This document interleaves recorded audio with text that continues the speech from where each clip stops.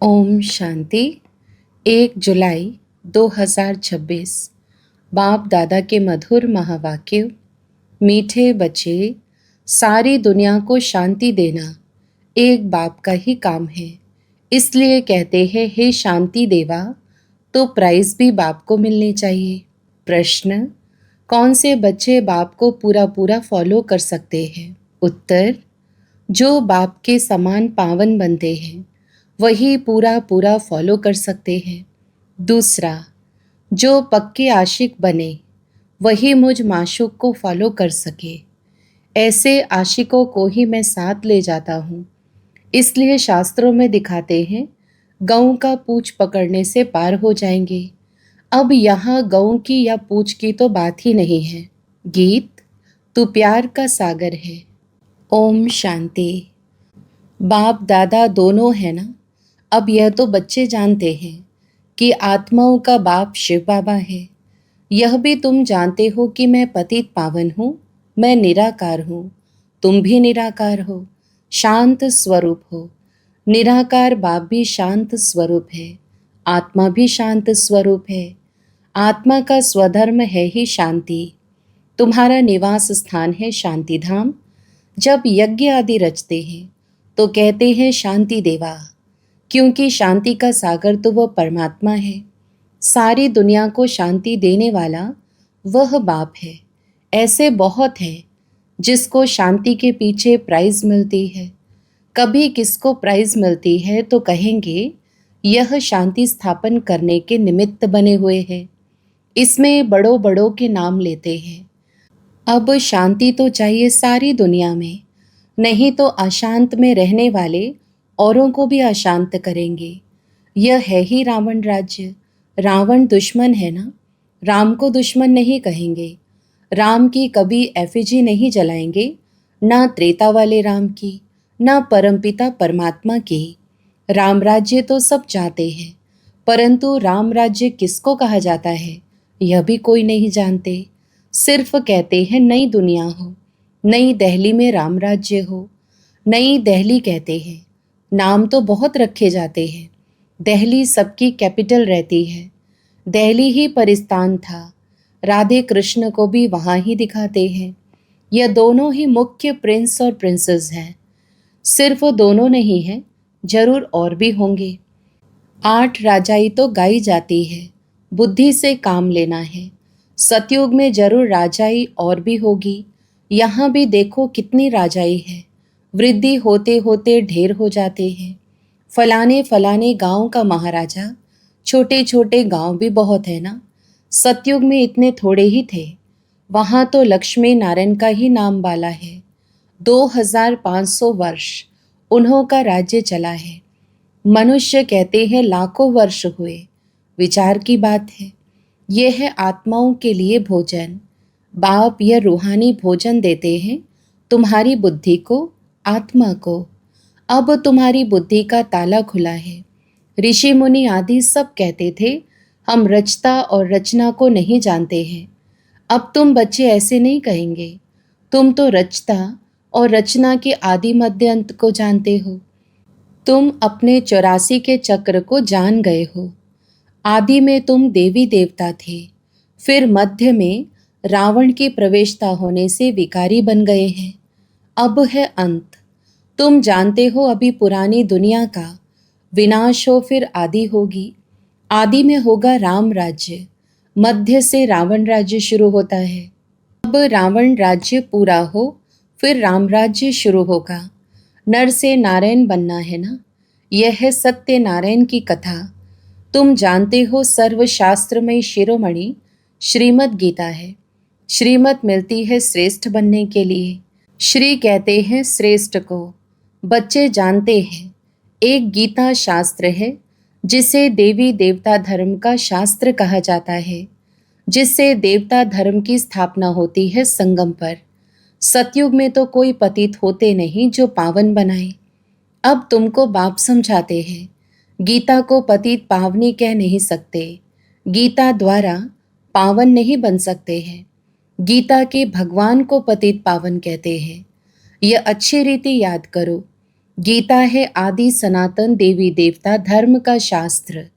गीता के समय ही महाभारत लड़ाई भी लगी थी, जिससे अनेक धर्म विनाश हुए और एक धर्म की स्थापना हुई। गीता के लिए कहते हैं देवी देवता धर्म का शास्त्र।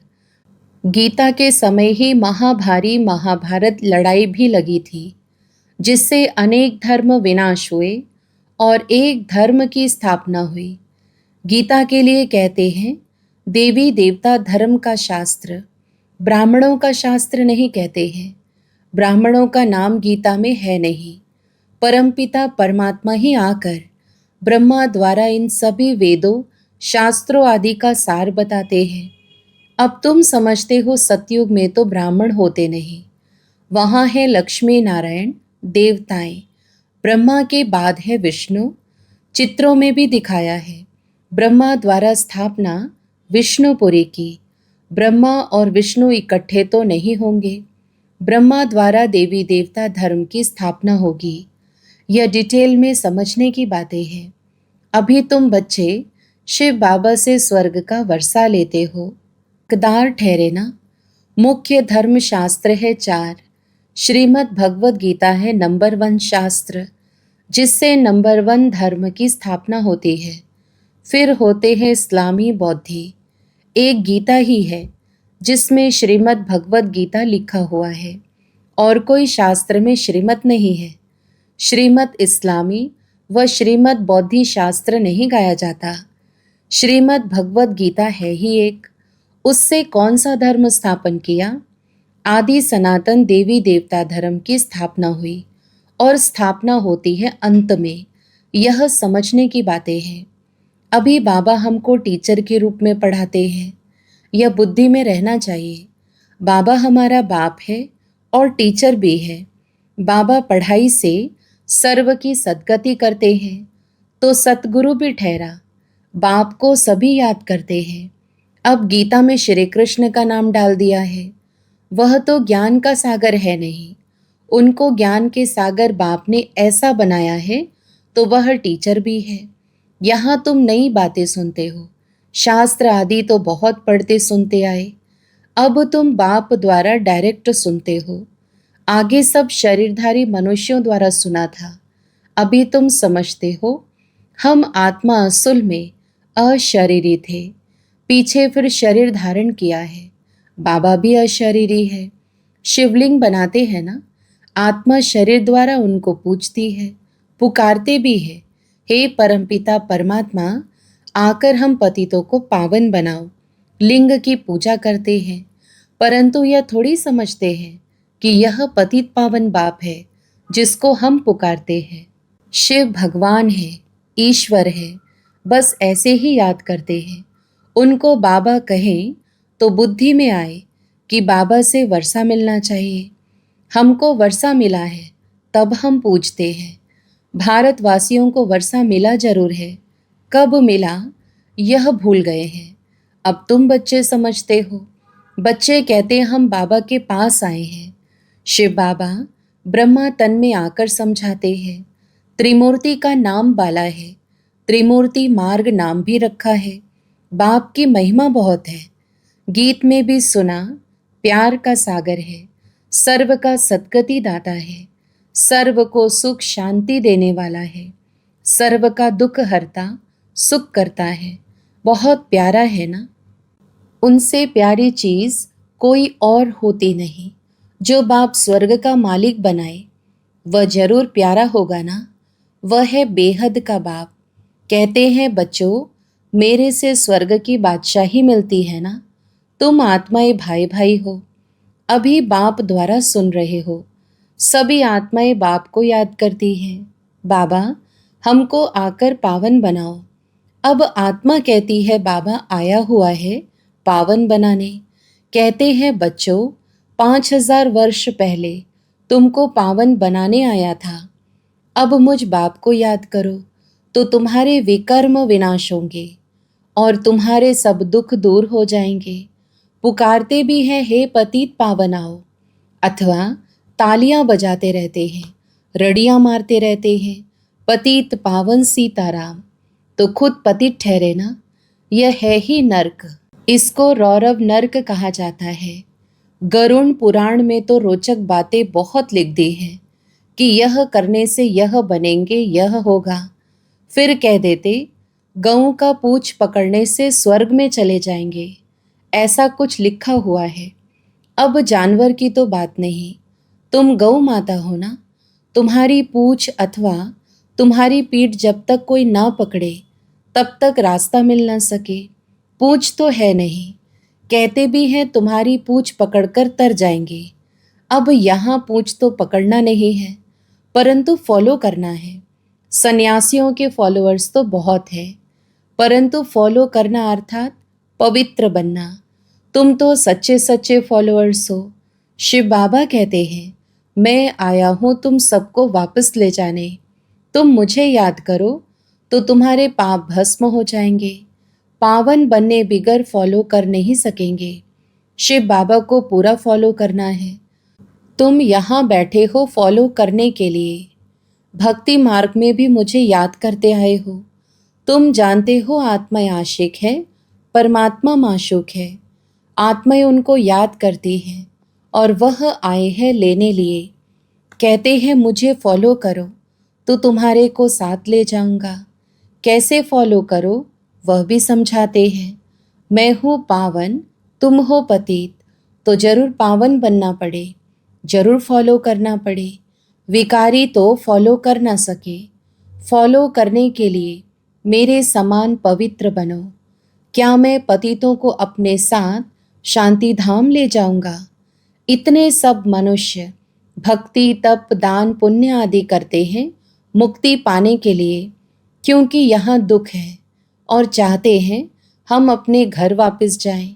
बाप कहते हैं पवित्र जरूर बनना पड़ेगा। मैं पावन हूँ तब तो तुमको पावन बनाता हूँ। आऊँगा भी ब्रह्मा के तन में। मैं रचता हूँ, मैं इस ब्रह्मा के तन में आता हूँ। दिखाते भी है ब्रह्मा द्वारा। बाप देवी देवता धर्म की स्थापना करते हैं। तुम बीके ही जानते हो कि शिव बाबा को फॉलो करना है। बाप कहते हैं मुझे याद करो तो मैं प्रतिज्ञा करता हूँ पावन दुनिया में ले चलूँगा, और कोई उपाय है नहीं। कहते हैं पतित पावन, या तो दृष्टि ऊपर जाती है या तो पानी की तरफ देखते हैं। गंगा तो पतित पावनी है नहीं, यह तो सागर से निकली हुई नदियाँ हैं। अब पूछ तो तुम्हारा पकड़ना चाहिए। बाप कहते हैं तुमको पावन बनना है, मेरे को फॉलो करना है, तब ही साथ चल सकेंगे। बाप कहते तुम मेरे साथ रहने वाले थे, अब 84 का चक्र लगाए पतित बने हो। अब फिर मेरे को याद करो तो पावन बनेंगे। सन्यासी भी गृहस्थी को कहते हैं फॉलो करना है तो घर बार छोड़ो। बाप कहते हैं मैं परम धाम में रहता हूँ, तुम भी चलेंगे या यहाँ ही विषय सागर में रहना अच्छा लगता है? तुम तो पुकारते आए हो हे पतित पावन आओ। अब बाप आए हैं, साथ ले जाते हैं। कल्प कल्प आकर तुमको साथ ले जाता हूँ। फिर सतयुग में तुम बहुत सुखी रहते हो। यह लक्ष्मी नारायण स्वर्ग के मालिक थे ना, इन्हों को इतना सुख देने वाला कौन? Heavenly godfather. बाप याद दिलाते हैं तुम हमारी जयंती मनाते हो। परमपिता परमात्मा की जयंती सभी भारतवासी मनाते हैं। हमारा यह बर्थ प्लेस है। क्रिश्चियन थोड़े ही मानेंगे, वह तो क्राइस्ट को मानेंगे। शिव जयंती भारतवासी मनाते हैं। यह सर्व के पतित पावन बाप का बर्थ प्लेस है। बाप सबको सुख देने वाला है, सर्व को लिबरेट करने वाला है। तो भारत कितना ऊंच है। बाप जानते हैं ड्रामा अनुसार जब हमारे बच्चे बहुत दुखी हो जाते हैं तब मैं आता हूँ वर्षा देने। बाप है ज्ञान का सागर, सुख का सागर, बच्चों को वर्षा दे रहे हैं। कहते हैं मुझे फॉलो करो। यह जानते हो हम आत्मा विकारी है, इसलिए शरीर भी विकारी ही है। सतयुग में आत्मा पवित्र है तो शरीर भी पवित्र मिलता है। अब बाप कहते हैं बच्चे पावन बनो, याद से ही तमो प्रधान से सतो प्रधान बनेंगे। अच्छा, मीठे मीठे सिकिलधे बच्चों प्रति माता पिता बाप दादा का याद प्यार और गुड मॉर्निंग। रूहानी बाप की रूहानी बच्चों को नमस्ते। हम रूहानी बच्चों की भी रूहानी माता पिता बाप दादा को याद प्यार, गुड मॉर्निंग और नमस्ते। धारणा के लिए मुख्य सार। पहला, बाप से स्वर्ग का वर्षा लेने के लिए मैं आत्मा भाई भाई हूँ, यह पक्का करना है। बहुत प्यार से रहना है। जैसे बाप प्यारे थे प्यारा है, ऐसे प्यारा बनना है। दूसरा, बाप समान पावन बनकर बाप को पूरा पूरा फॉलो करना है। बाप के साथ वापस घर शांति धाम चलने के लिए पावन जरूर बनना है। वरदान, निर्बल आत्माओं में शक्तियों का फोर्स भरने वाले ज्ञान दाता सो वरदाता भव। स्पष्टीकरण, वर्तमान समय निर्बल आत्माओं में इतनी शक्ति नहीं है जो जंप दे सके। उन्हें एक्स्ट्रा फोर्स चाहिए। तो आप विशेष आत्माओं को स्वयं में विशेष शक्ति भर करके उन्हें हाई जंप दिलाना है। इसके लिए ज्ञान दाता के साथ साथ शक्तियों के वरदाता बनो। रचता का प्रभाव रचना पर पड़ता है, इसलिए वरदानी बनकर अपनी रचना को सर्व शक्तियों का वरदान दो। अभी इसी सर्विस की आवश्यकता है। स्लोगन, साक्षी होकर हर खेल देखो तो सेफ भी रहेंगे और मज़ा भी आएगा। अव्यक्त इशारे, ज्वाला स्वरूप स्थिति में रहे शक्तिशाली याद का अनुभव करो।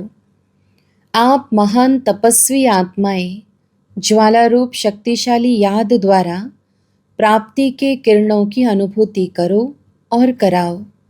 आपका तपस्वी स्वरूप औरों को देने का स्वरूप है। जैसे सूर्य विश्व को रोशनी देने की और अनेक विनाशी प्राप्तियों की अनुभूति कराता है, ऐसे आप भी अपने तपस्वी स्वरूप द्वारा शांति और शक्ति की किरणें देते रहो।